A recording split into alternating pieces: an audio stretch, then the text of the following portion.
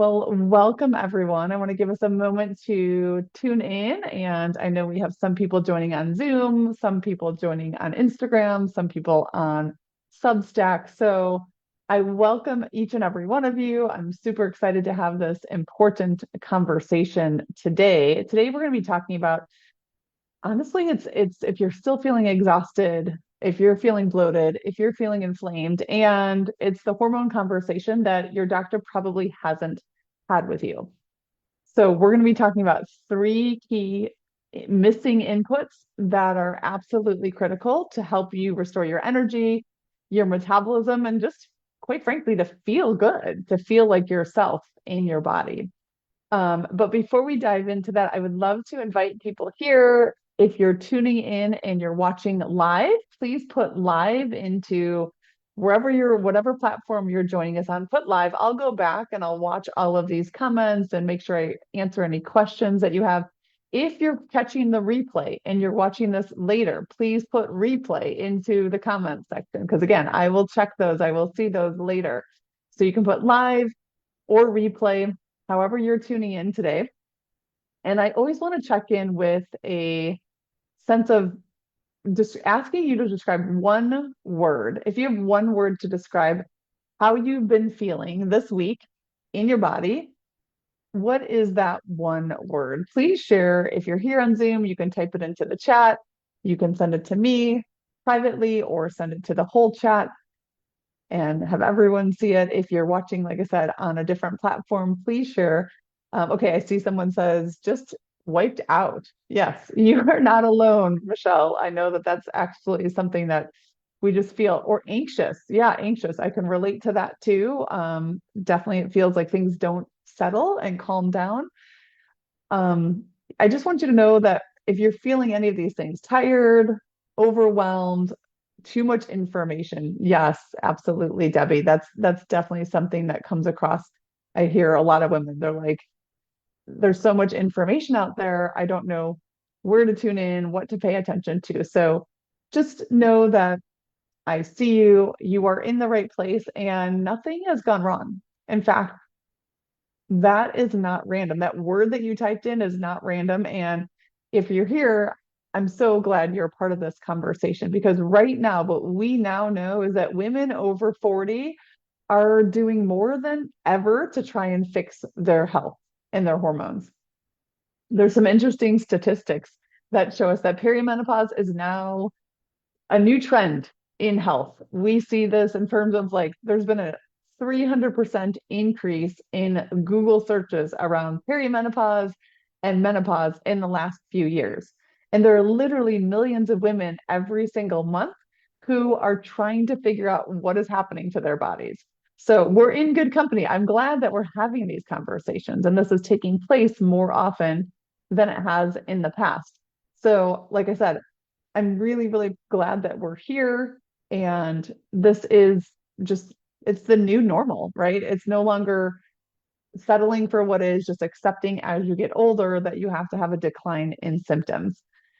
I do like to bring something to this conversation because I think it's an important distinction and something that is often underappreciated. Did you know that only 1/3 of obstetricians, gynecologists, programs include specific menopause training, right? So this means most doctors during their training receive less than 2 hours of education on the topic of menopause, on the topic of how our bodies as females, how our bodies shift and change and evolve over this transition, this period in our lives. So it's really interesting because now, thankfully, there's more conversation, there's more information that you can Google search and you can look up. And like I said, more and more women are becoming informed. However, not necessarily supported. And that's what we're going to do today. We're going to talk about three key things for how you can become aware and have that level of support that you're looking for. Because like I said, it's not for lack of trying. It's most women are tracking their macros. They are trying intermittent fasting. They're cutting their carbs. They're even using like different AI tools and all sorts of technology to try and optimize their health. And yet they still feel more exhausted, more inflamed, more frustrated than ever.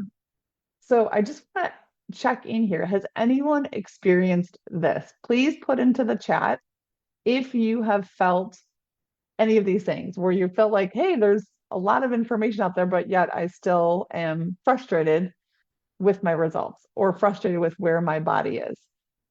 Please take a moment, engage with me, put it into the chat so that I can give the best value and information for you. And for those of you that we have not met before, it's always important. I'd like to introduce myself. My name is Amanda Hinman. I am the founder of Hinman Holistic Health and the Hormone Freedom Method. My area of passion is helping women over 40, to feel inspired, to feel clear, and to feel confident in their body because they know how to work with their body to really live their best life. I'm all hoping to get an extra 3 hours of energy every day so that you can show up as the best version of yourself. I know that when you understand your body, we can simplify, streamline, and clarify and give you practical things that work in your busy life to feel better. It makes a little difference because you can show up as the best version of yourself for your loved ones. So, okay, I'm hearing something that I can totally relate to what I was talking about is just the sense of frustration. And I want to share two quick stories with you. First is a woman, Melissa, that I worked with, and she was doing everything right. She was tracking her macros, she was eating clean, she was exercising, and her labs came back normal. When she went to her annual checkup, everything was in the normal range, and yet she was still experiencing worsening symptoms. Sleep was getting more and more interrupted and like disconnected.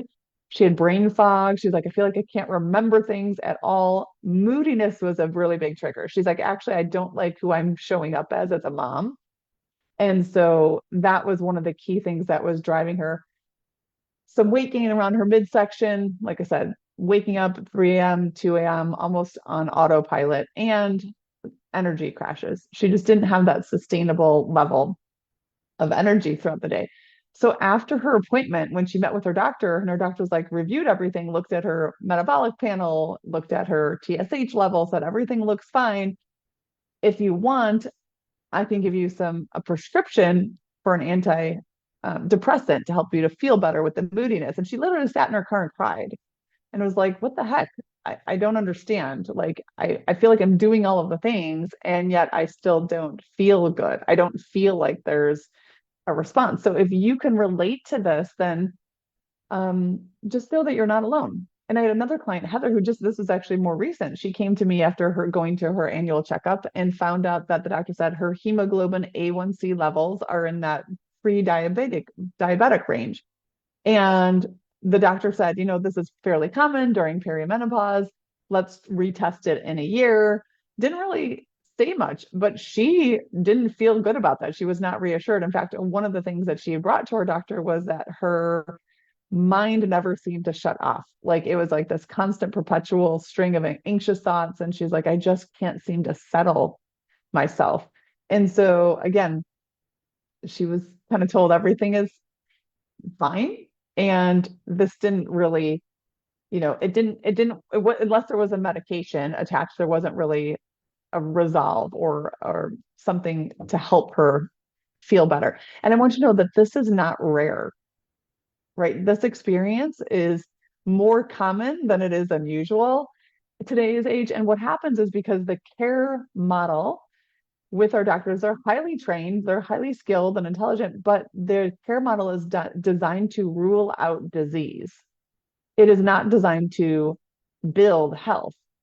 And those are two very different things. So if we're just trying to rule out disease, then that is not bringing us to the same results of actually building our health and understanding our bodies, right? So what I want to invite you to think of, like I said, the typical doctor we talked before about, their training is about 2 hours on menopause specific and perimenopause adjustments and how the female body is changing. So that's not necessarily going to fit into this building health in this new season of life phase for most women. When you go to your annual checkup, typically what they check is a comprehensive metabolic panel, a blood count that looks at immune function and things like that.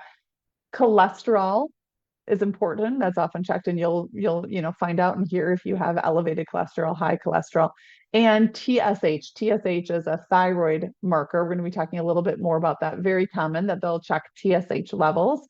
Often you'll get sometimes additional vitamin D and sometimes hemoglobin A1C. So these are all important markers. I definitely encourage women to have a knowledge and have an understanding of their body's biomarkers and what's happening.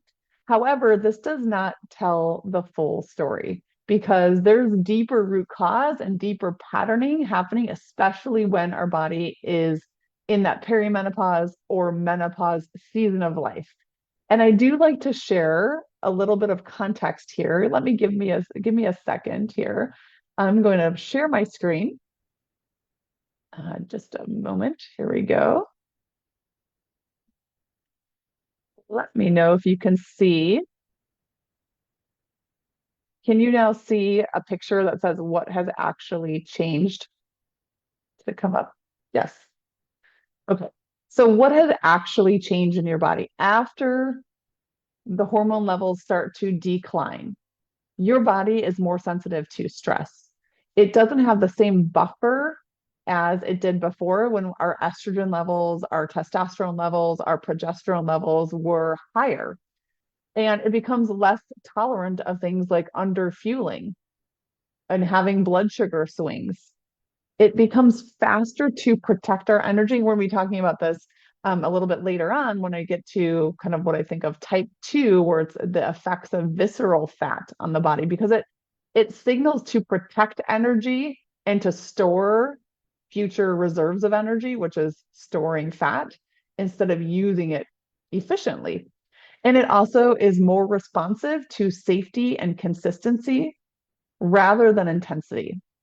And here's why that happens, because our body is this whole interconnected symphony, really, of our hormones. You can see from this picture how the connection, the stream of what's happening in the brain with the hypothalamus and the pituitary gland, these two organs help to intercept our thoughts, our beliefs, our expectations about things happening in our world, about the conversation we had with our spouse yesterday, about what we believe is possible with how much time we have on our schedule in the upcoming week.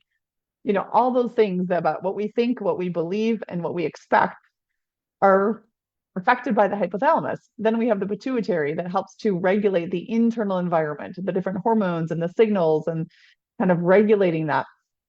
That then signals the adrenal glands. And the adrenals are the house of our stress response, cortisol, and epinephrine, as well as our immune strength and our immune function, how strong our immune system is operating. It also then trickles down to regulate the thyroid, which is the master controller of our metabolism, how much energy we burn and utilize throughout the day, as well as our temperature regulation. And then finally, it goes down to the reproductive organs, the ovaries, right? But when we think of our body as not being as responsive, and when we have resistance, this is information. It's not a character flaw. So I just like to show that when we're looking at one isolated hormone or one isolated lab metric, we're actually negating the value of how this is all interconnected and works together. So it's important to see that. And it doesn't necessarily tell a whole story if we're just looking at, for example, one marker like a hemoglobin A1C marker or a TSH thyroid marker. We're going to be talking about those in a little bit more detail. But I'm curious, does anyone here, have you been told that your labs were normal and yet you don't feel fantastic? Has that ever happened? Please put into the chat, me, if you've experienced that before. Yes. Okay. Joanne's saying I do. I've definitely experienced that. And we're going to go a layer deeper. What I do want to do, yes, absolutely. Okay. So you're not alone. what I do want to invite you to recognize is that there is a pattern. This is not random. And one of the most important things we can do is to start to see the pattern in our own unique bodies, in our own unique lives, because then that can guide us for how we can prioritize our support and where to focus first. So there are three patterns that I see very commonly. They come up over and over again. We're going to be talking about these patterns. I'll go back to sharing my screen a bit here so you can see these patterns. The first is what I call energy and output fatigue. This is where, you can push, push, push, but then crash. This is really where people experience break oftentimes, where they have low motivation or their productivity crashes. It's really where the cellular demand is not being met by what's happening, and your energy levels are low. The second type is stress response. This is where you can get that wired but tired feeling, where it seems like, just like what I talked about with a recent client, Heather was telling me, I feel like I can't get my mind to shut down or to calm down. It's just always going, going, going. It can be overdrive, anxiety, trouble falling asleep, hormone and mood instability. That's really that kind of type two, or it can go swing the other way and be like crash and burn. You're exhausted, you're depleted, you've got nothing left in the tank. And then we see that type three, fueling and digestive challenges. This is really where it can have things like bloating, constipation, blood sugar swings, and even food sensitivities, difficulty maintaining a stable weight. So this is really where we can see these imbalance patterns. And so what I want to do now is invite you to take the hormone freedom assessment. If you have not yet taken that, and we can put the link in the chat. I definitely encourage you to take that right away, because that's going to help us to see which of these patterns is the loudest, which one is speaking up and really just kind of your body is signaling, and those hormones are trying to say, hey, pay attention. I need some help and some support in this area. This gives us a framework for where we want to start. And we're going to use that today as we talk about these three common inputs that are really important to understand about our body and to gain clarity in how to support yourself. I think it means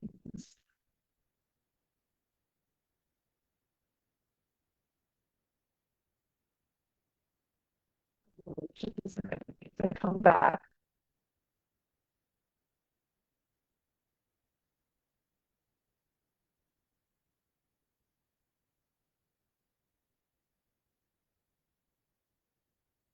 Okay, I think I'm back. I was a little stuck off. My internet connection is not super fantastic today. So um, we got a little disconnected there. But I do want to bring it back to Melissa. Melissa was the woman I mentioned before, the client I worked with. She was in that type two stress response category. That was really the main thing that was driving and running her hormones. Um, so from Amy, so good to be with you today. Hi, Amy. Great to see you too. With once we matched the strategy to her pattern and gave her body what it needed, she was able to improve her sleep within the first couple of weeks. Her sleep radically improved, and that allowed her energy to return. She was able to drop and release those 8 pounds without restrictions and bring her body composition into a better place. So we're going to be talking about the difference of the types of body composition and how looking at just the overall number on the scale is not the most useful information. So let's take a look at what is one pattern that we see very often. This is what I call metabolic mismatch, right? That energy and output mismatch. It's important to think of, what is metabolism? Metabolism is essentially the ability of your body to take energy from food and convert it into a unit of energy that your cells can recognize. That's called ATP, adenosine triphosphate. And then use that ATP for exchange in cellular function, cellular activity. So that means if we have a liver cell, that liver cell can generate good ATP and exchange that for doing its job to detoxify in the liver. If we have a cell in our eyeball, it can do that to help to work with the retina and see and reflect light so that we can see visually. If we have a cell in our gut, in the endothelial lining, it can provide good mucosal support and immune function and regulation and do its job, right? So metabolism isn't just about weight gain. It's really how effective can every single cell in your body convert energy and do the job that it was designed to do. And the challenges we see oftentimes that women with this type 1 pattern imbalance, they actually have a ton of underpowered cells. And what I mean by underpowered cells is they don't, the cells themselves don't generate enough energy. In fact, we'll go back over here. I think it's helpful to see a visual of this and get a sense. When your cells are underpowered, the mitochondria inside the cell are ineffective. So you can see this little cell on the left is a healthy cell. That cell, the mitochondria, is like the little smooth lines that you can see on the internal part of the cell. That cell can produce a high amount of energy, the little blue things coming off to the side, and a very little amount of byproduct, free radical damage. So that's a nice, high functioning, metabolically healthy cell. However, when we have underpowered cells, they look like these cells here on the right. You can notice the internal workings of the cell are like rusted and corroded. The mitochondria are not going to work well. And so that cell, even when nutrients and things go in to produce energy, it produces a really little bit of energy, and there's a lot of waste that's left over, that free radical damage that comes up. So when we have cells that look like this unhealthy cell on the right, essentially that cell becomes resistant. It says, don't give me a whole bunch of more energy, nutrients to bring in, because it doesn't convert them very well. And that cell becomes insulin resistant. So insulin resistance is not the problem. Insulin resistance is actually the effect. It's the effect of having cells that are underpowered, right? So this is where we have a metabolic mismatch. And when we have a metabolic mismatch, the problem here is that this is not usually identified when you go to your doctor, or I should say it's identified too late down the road. When it finally gets to the point of being diagnosed as diabetes, that means we have had lots of underpowered cells happening for a very long time, typically years earlier preceding that diagnosis. So what we want to be having that conversation with our doctor is understanding the ability of our cells to convert energy into usable forms more effectively, right? Get ahead of the curve and really understand how well we can keep up that metabolism going. So that's why recognizing the pattern of the energy and output pattern early can help you identify metabolic mismatch. Now, you may be asking, how in the world did that come to play? How does that happen? Well, that happens oftentimes over years and years of, under eating, low calories and calorie restriction. Many women who have lost that connection to understand when their body feels full versus really gauging hunger cues. And the fix for this is often starting with reverse dieting, actually making sure we're giving enough nutrients. Most of the women that I work with actually benefit from eating more rather than less initially to help heal and fix their metabolism so that it will burn at a faster rate rather than being in this preservation mode. So that's the step number one. Now, if we go to type number 2, is my connection? Am I off again? This is where we want to think about, there's a number on the scale that most women actually never see. And this is a really important number. It's actually not the weight that we see, historically on the scale. It's actually going to be about the visceral fat, the amount of visceral fat that is on the body. And again, here, I like to explain what that means. The visceral fat is the, it's not the fat that you can pinch, it's actually the fat that is surrounding your organs. And there was actually a new research study that came out that showed women who reduce visceral fat have better brain cognitive function. They have more gray matter in their brain, and we know that that's healthy matter in the brain. And they have stronger memory centers. So there's a link that has now been demonstrated between the amount of visceral fat, the fat that's around our organs, not so much on the outside where you can pinch it, but internally around the organs. And that is tied to brain health. This is not just about metabolism. This goes much deeper, and it's about your future. It's about your longevity. And this is why when we work with women, we don't just look at the number on the scale. We are looking at your body composition. We are looking at your blood sugar, your nervous system regulation and load, and the overall metabolic health. But the good news is this visceral fat is the most responsive to changes in your body. Because when you lose just 5 to 10% of body weight, what you can see the number on the scale, that usually equates to, if done properly, can equate to 10 to 30% reduction in the amount of visceral fat, because this is very metabolically responsive. So the best thing to measure here is waist circumference. We want to measure waist circumference because for women, a measurement of above about 32 inches in waist circumference can indicate an increased risk for brain cognition, like reduction in brain function. So an increased risk for brain health. So what we want to think about is not just the number on the scale when you go to the doctor's appointment. Where is the composition of your body's lean mass, visceral fat, subcutaneous fat? That composition matters.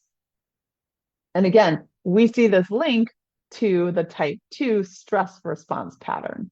So if we see that type 2 stress response pattern come up in your hormone freedom assessment, then we know that this is going to be a key area of focus, because that stress hormones, cortisol, epinephrine, signal to your body to store fat, and it will start to hold on to that visceral fat.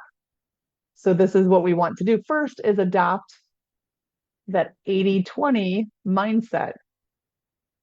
I often see that women who have stress response as their dominant pattern have a kind of all or nothing approach. It's like, okay, I'll start again on Monday. Monday is going to start over fresh for the week.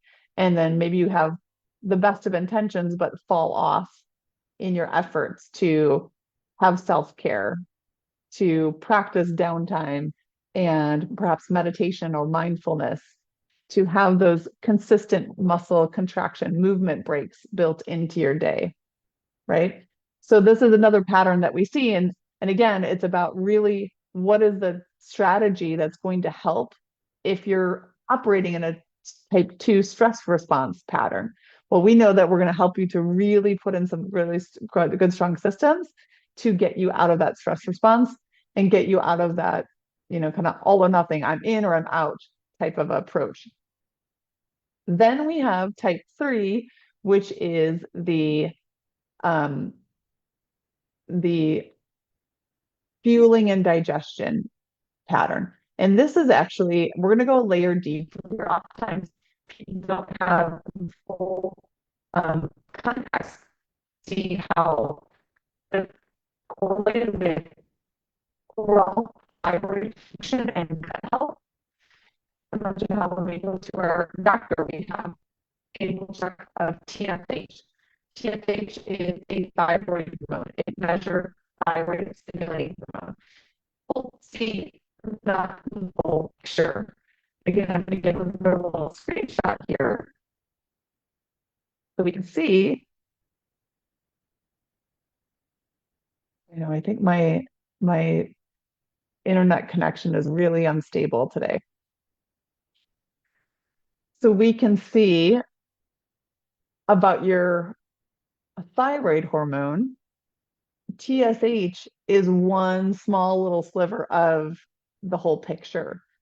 What happens is your thymus gland, your hypothalamus, sends a signal to the thyroid gland, that's TSH, to stimulate thyroid hormone. When it senses that it wants to turn up your metabolism, it stimulates that TSH number. So, what it's measuring with the TSH is how often is your brain communicating to the thyroid to produce and release hormone, thyroid hormone. What it does not take into account is what happens on all of these other steps after step two. Step three is regulating it. It creates two different types of thyroid hormone, the inactive form, T4, and the active form, T3. T3 is what your cells can use most readily available. The inactive form, which is 90% of the hormone that's been created by the gland, travels around through your liver and has to be combined with nutrients from the gut in order to convert it into the active form of T3. Once that active form enters the blood, this is where it actually operates and charges up your metabolism so that you have strong, healthy metabolism, a good brain focus, great digestion, so on and so forth. But you can see if we're not even looking at how much of that T4 or the T3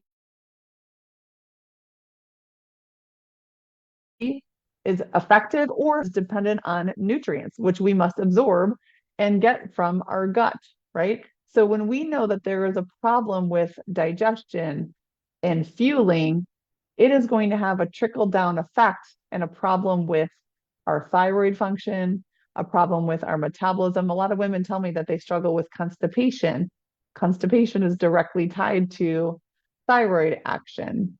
If you have low energy or in difficulty sleeping, a lot of these things can be linked to suboptimal thyroid function. And unfortunately, 3 out of every 10 women have some type of either clinically diagnosed or subclinical impaired thyroid action. So we can see that a huge part of how well our thyroid is working is tied to our digestion and our fueling. Do we have the right nutrients to be able to do that conversion in the liver and be able to help and absorb to keep those energy stores high? So what I see here is often missing is deeper analysis and deeper exploration around the connection with our gut health and our thyroid health, the connection with our digestion and our fueling patterns so that we can make sure the metabolism stays strong and is working. So oftentimes, some of the mistakes that are missing is we're looking at just the number on the scale. We're not actually breaking down and understanding the body composition, the amount of visceral fat or subcutaneous fat versus lean muscle tissue.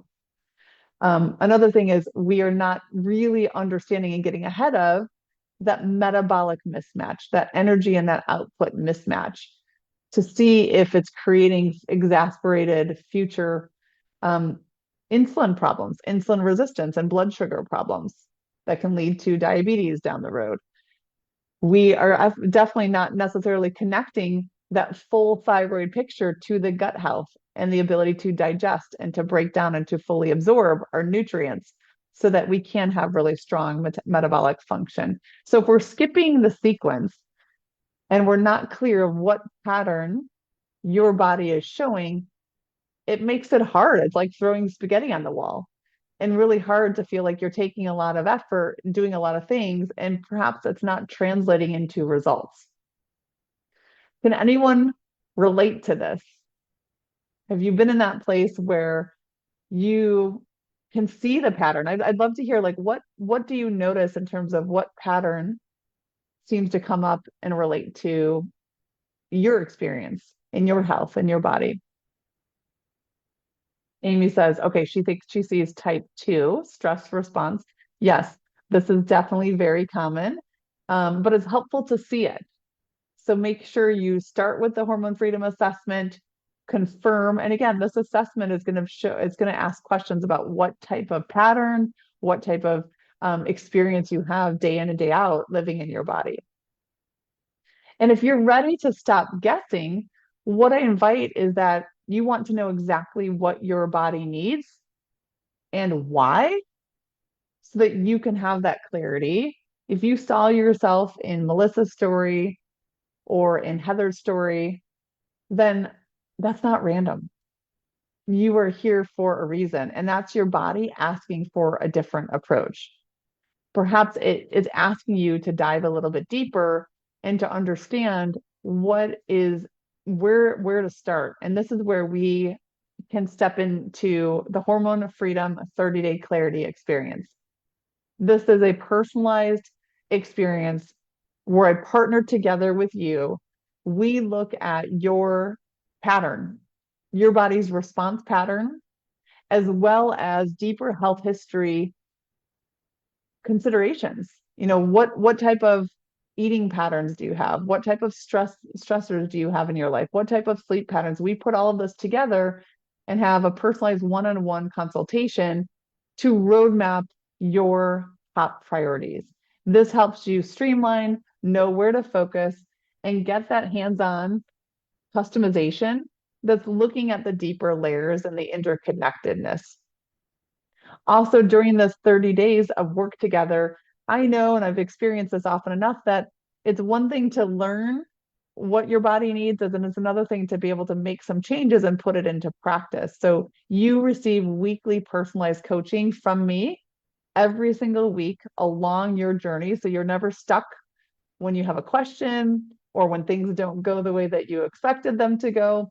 You have me in your corner to help guide you through this journey. Now, I will say in 30 days, typically, not every single health challenge is solved, but this is your roadmap to know where to start and to get that progress going. I can't tell you how many women feel so much more empowered and so much more inspired to stick with healthy changes because they know A, what their body needs and what it's asking for, and B, they're seeing evidence of progress and momentum. So if you are ready to have this level of customization, this level of clarity, then this is what I invite for you. Please, and you can put into the chat a link to learn more and how to get started about the Hormone Freedom 30-day clarity experience. Amy says, yes, Amanda is amazing. Oh, thank you, Amy. She has transformed the way I think about health. Yes, Amy, I know we have done some powerful work together. Um, in your journey is so inspiring about really understanding at a deeper level how to partner with your body. I think that's key. And I actually really believe that as women, our bodies go through this hormonal transition on purpose. Nothing is random. And while it can be uncomfortable, it can cause us or invite us to like lean in and really work together. I think it actually happens for a reason. It's after we're kind of past the key childbearing years. It's an invitation for us to actually prioritize our own self-care and our own self-love in a new way. I know that for me, the journey has just been really, really empowering, but it's not always a straight line. Like there are ups and downs, right? There are times where you can feel really good and be in a good rhythm, and then at times where it's like, oh man, life got really stressful or really hectic, and it feels like you took a step back. And that's why having somebody in your corner to champion you, to help encourage, to inspire, and to help focus where to maximize your efforts is a game changer. So I'll link it again one more time. I invite you to check out the Hormone Freedom 30-day clarity experience if you haven't met yet. And if you feel more comfortable, you'd rather have a conversation to see if this is actually a fit for the next step for you, then send me a DM or reach out, have the conversation, and I'll just be honest and say if this is something that I think is a right fit and can help you or not.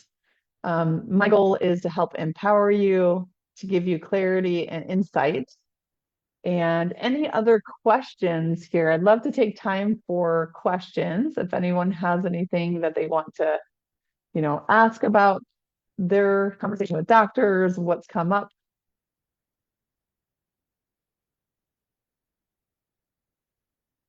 Any questions here? Let's see. Okay, I see Bridget is asking, yes, my hemoglobin A1C came back borderline, very common. So typically 5.7 hemoglobin A1C is what they consider that pre-diabetes range. If I actually think that this is the blessing, this is the best time to find out that information because it really is saying your body's showing you that there is some instability there and it could benefit from having some better blood sugar control. So getting clear on, is this going to be really driven by a fueling and digestion imbalance? Is it actually more of a stress response? Because stress in and of itself can create an elevation in blood sugar, blood glucose levels. So Bridget says, yes, okay, did you take the hormone assessment? I would encourage you to start with that hormone assessment and see which type is coming up for you because this can really, really help you to pinpoint and focus on where you want to start to improve the hemoglobin A1C level. Okay, someone else is typing into the message board from streaming that for her, she's had TSH levels checked. That came back normal or like in the normal range. It was, I think, 4.2. So oftentimes the normal range is anywhere from like 2 to sometimes even 5, in that what's considered, the reference range for our TSH levels. Ideally, now there's a difference between what is normal in the reference range and what is optimal function. Optimal tends to be a narrower range than the reference range because the reference range is showing us what is the most common within a standard deviation, which means the large percentage of the population tested. What is, 90% of the population falls between this range. Now, unfortunately, here, especially in America, just because you fall within that 90% range does not mean it's optimally healthy. So that's one of the things that we do with clients is we actually have a comparison and we look at your regular everyday labs and then actually compare that to the optimal range so that we can be even more strategic and dialed in with what is the highest priority. And again, this is not about overwhelm because overwhelm is a toxin. I think trying to do too many things too much all at once is actually counterproductive to building health. It's about identifying where is the pattern, where do we want to focus first, and then second, and then third if after that. So that's why oftentimes healing and building health happens in stages. I'm very clear with the women that I get to work with that become clients in the Hormone Freedom 30-day clarity experience. We likely are not going to solve all of, especially if there's different layers of health that's impacting your symptoms. They likely in 30 days are not going to all be solved. I'm just going to be honest because we're not looking for the quick fix pill. We're looking to actually build health from the foundation up, which means it will make you more, healthy, strong, sharp, cognitively, on point for the next several decades, not just 30 days. And that's a progression that takes some time. But the key here is to know where to focus your efforts first so that you get traction and you see progress and it's inspiring. It feels good. You feel better. I mean, I have women usually go from at least over a 60% or 70% symptom improvement in a matter of a couple of months. That feels good because your body is changing and how you can show up day in and day out is changing. So any other questions? Happy to be here with you ladies today. I hope the live stream went through. I know my computer was glitching earlier, so we did the best that we can. But yes, I'll put into the link one more time if you are in that space that you're ready to get clarity and not do it alone. You want to have some support, some strategic guidance, from somebody who's helped over, 350 women in many different states across the country. I've seen a lot of different things, and it's about that opportunity to approach each person uniquely because there's no cookie cutter plan that works for everyone. And most importantly, understand what your body is asking for, what is going to fit in your lifestyle so that you can start to see some momentum and some progress. Again, that's the 30-day hormone freedom clarity experience. And um, it's my greatest joy is to help women take control and have a game plan. Um, okay, Amy's saying, when you need to rebuild towards goals, where do you start? When I need to rebuild towards goals, where do I start? So yes, a great question. So if you're looking to rebuild and you're like, okay, my health has kind of gotten off track, again, this is going to sound like a broken record, but I do encourage you to start with taking the assessment because that will help us to identify what's kind of calling out the loudest for your body. Is this going to be more of a digestion issue? Is it a more of a metabolic mismatch? Is it going to be that stress response? So that clarity is the starting point. Clarity is the first piece there.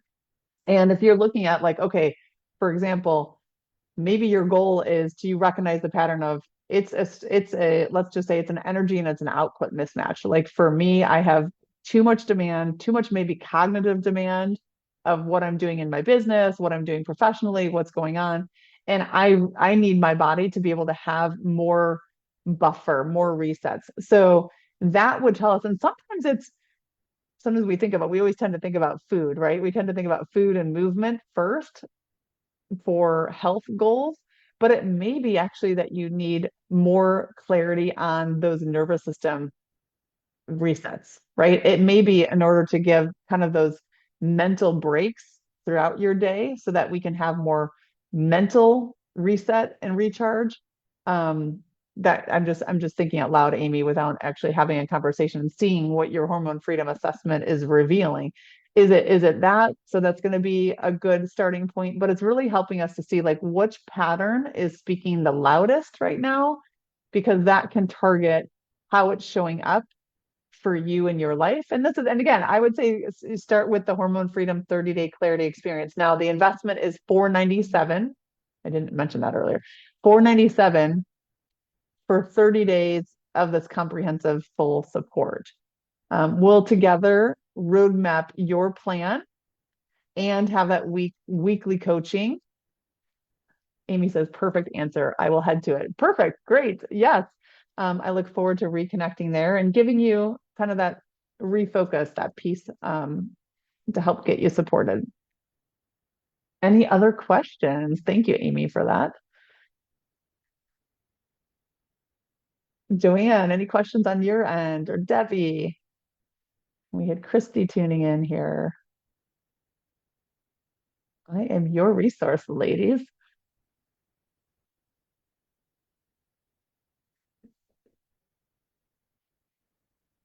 All right. Well, I do want to invite you, like I said, if you haven't yet, if you're watching the live, put live. If you are watching the replay, please go ahead into the chat and put replay so that I can come back and connect with you there. Another thing I would love to hear, if you're new, if you're brand new to me and to my world, please put new or, excited to meet you. If you've been in my world for a while and you tuned in, whether streaming or in any of the platforms, please put old friend. Great to see you. And I will probably recognize your name, but old friend, great to reconnect with you. And next week, we are going to be here for the Hormone Freedom Hour, same time, same place, Wednesday, 12 p.m. Central Standard Time. That's 1 p.m. Eastern Standard, 10 a.m. Pacific. And next week, we're going to be talking about the rules, why the rules have shifted after age 30, like why what worked in your 30s isn't working anymore in your 40s. And just again, dialing it in of why those things are no longer effective and why they're quietly failing you. And I would encourage you to bring a friend.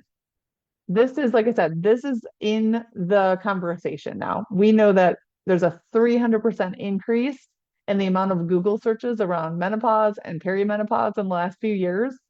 Women are actively searching, they're looking for answers. So chances are you have somebody in your world. I would say invite 2 to 3 women to come and join you, be in the conversation with you. It's definitely fun to have a community of support and women around embracing, uplifting, and supporting each other.